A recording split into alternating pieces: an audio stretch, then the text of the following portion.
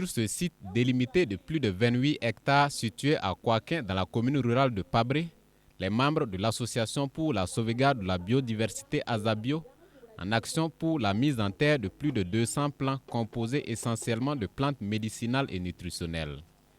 Il s'agit là de la 4e édition de la journée de sauvegarde de la biodiversité organisée ce 10 août.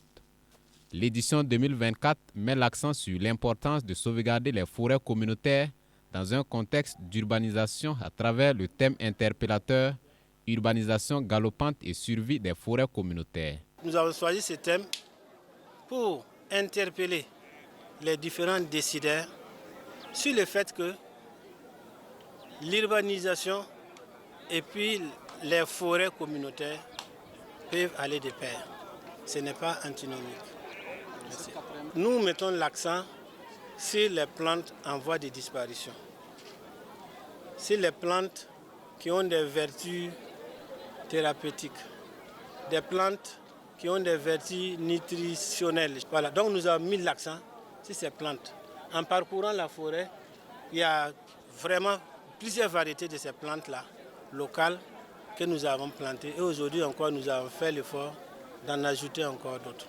Depuis donc 4 années maintenant, l'Azabio et ses partenaires se retrouvent dans cette forêt protégée par les habitants de Kouakin pour ses plantations en vue de sauvegarder son écosystème. Les notabilités coutumières, tout en saluant l'initiative de l'association, ont également mis la main à la pâte à l'occasion de cette action citoyenne.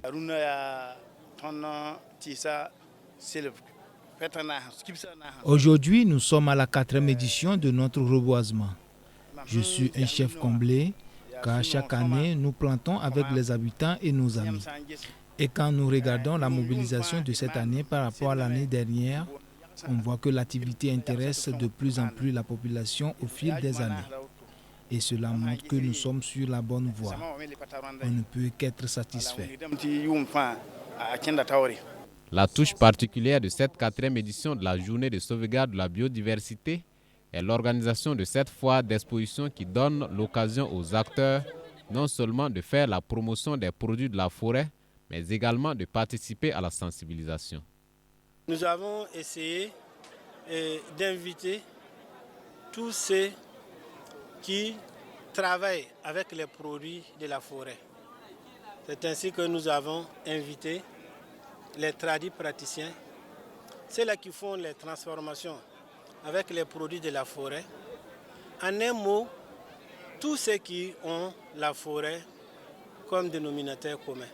C'est eux qui sont là pour qu'ensemble, nous continuons de sensibiliser, pour qu'ensemble, nous continuions d'éduquer les gens en matière de la protection de l'environnement et montrer les bienfaits que les arbres nous apportent.